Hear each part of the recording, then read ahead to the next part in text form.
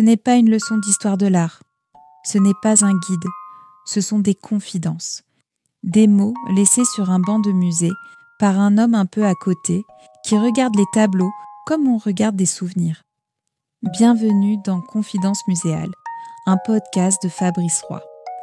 Des récits sensibles, un peu de travers, où chaque mot cherche la lumière.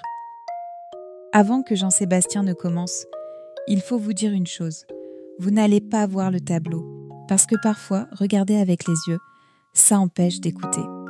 Alors, laissez vos paupières tranquilles, et si vraiment vous voulez le voir, on vous le montrera à la fin, mais ce ne sera peut-être plus tout à fait le même. Ce matin-là, j'avais mis mes chaussettes dépareillées sans le faire exprès. C'est toujours bon signe. C'était un jour où la pluie ne voulait pas tomber, mais où tout le ciel semblait prêt à le faire. Je passais quelques jours à Nice, invité par un vague cousin. J'avais erré jusqu'au musée des Beaux-Arts, comme on revient chez une vieille tante qu'on n'a jamais vraiment connue, mais dont la nappe sent toujours bon. Et puis, je suis tombé sur ce tableau. Ce drôle d'atelier, une pièce tout en biais, tout en couleurs rentrées dans les murs, où même les rideaux ont l'air de se retenir de parler trop fort. Je suis resté figé comme un chevalet devant cette chose, ou plutôt comme un chevalet qui n'aurait pas encore décidé s'il allait peindre ou être peint. Il y avait là, dans ce capharnaüm de lignes cassées et de diagonales obstinées, quelque chose de vibrant. Le bouquet, surtout. Le bouquet est au centre, un vrai bouquet, pas une nature morte.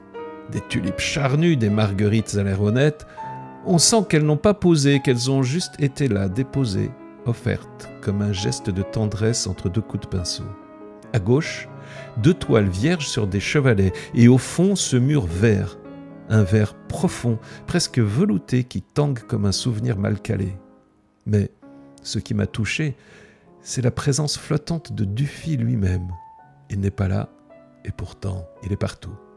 On sent qu'il vient de sortir, peut-être pour fumer une gauloise ou pour aller chercher des sardines, mais son regard, lui, est resté, accroché aux angles, coincé dans le verre du mur, suspendu à ce bouquet trop beau pour n'être qu'un prétexte.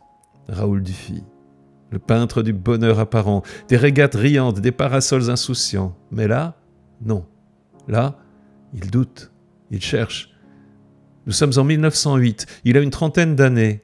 C'est pour lui une période charnière. Il se cherche une structure et c'est Cézanne qui lui tend la main depuis le paradis des peintres qu'il a rejoint 2 ans plus tôt.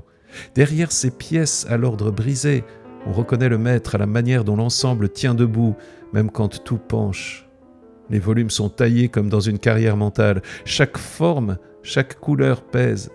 Cézanne, c'est le peintre des masses intérieures. Dufy, ici, s'en imprègne. Il arrange, il équilibre, il construit la lumière comme une cathédrale de silence. Encore hésitant, il essaye de fabriquer un espace qui tient par la peinture seule. Ce tableau, c'est une pensée cubiste en train de naître, mais une pensée qui aurait gardé l'accent du Sud.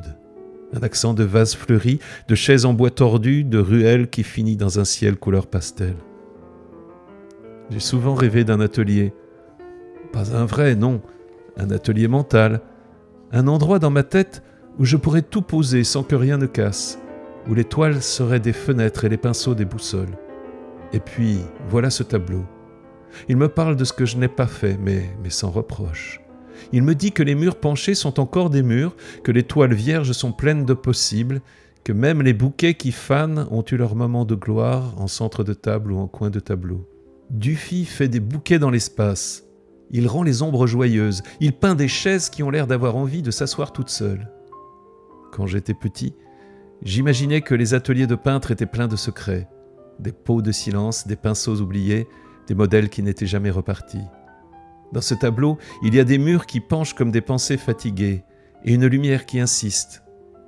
Ce qui me touche le plus, peut-être, c'est cette absence de peinture sur les 2 châssis à gauche, posés sur leur drôle de chevalet. Ils sont là, blancs, offerts comme 2 silences en attente, comme 2 bras ouverts qui ne savent pas encore ce qu'ils vont tenir. Je me suis surpris à leur parler, à ces toiles. Je leur ai murmuré « Et vous, qu'auriez-vous voulu porter ?» Elles n'ont pas répondu. Mais j'ai cru voir le bouquet frémir, comme si c'était lui le modèle invisible, le vrai centre. Je suis sorti du musée avec un étrange verre dans les yeux, un verre d'atelier, un verre qui pousse sur les murs intérieurs. J'ai pensé à Lucie, à son bureau en désordre qui ressemble parfois à un champ de bataille conceptuel, à son goût pour les trucs pas finis, parce que c'est là que ça respire. J'ai pensé qu'un jour, peut-être, elle aurait son propre atelier, avec un bouquet, pas prévu, une chaise trop jaune et une lumière verte qui ne veut pas s'en aller. Je suis resté longtemps. Le gardien m'a jeté un regard inquiet, mais j'étais bien, comme entre deux pages. Carnet de Lucie, jeudi, 7h28. Papa, j'ai regardé le tableau en ligne. Tu as raison, les murs sont de travers, mais ça ne dérange pas les fleurs, elles ont l'air bien là. Comme toi dans la cuisine quand tu écoutes du violoncelle en faisant semblant de réparer le grille-pain. Et moi, je t'imagine en Dufy en train de repeindre l'appartement en vert menthe. Mais tu débordes un peu. J'ai aimé que tu parles de Cézanne. Tu dis que c'est du solide. Moi, je trouve ça tendre, comme une montagne en pyjama. Je t'embrasse, Lucie. Post-scriptum. J'ai vérifié. Nos murs penchent aussi, mais vers l'intérieur, comme si la maison voulait nous embrasser.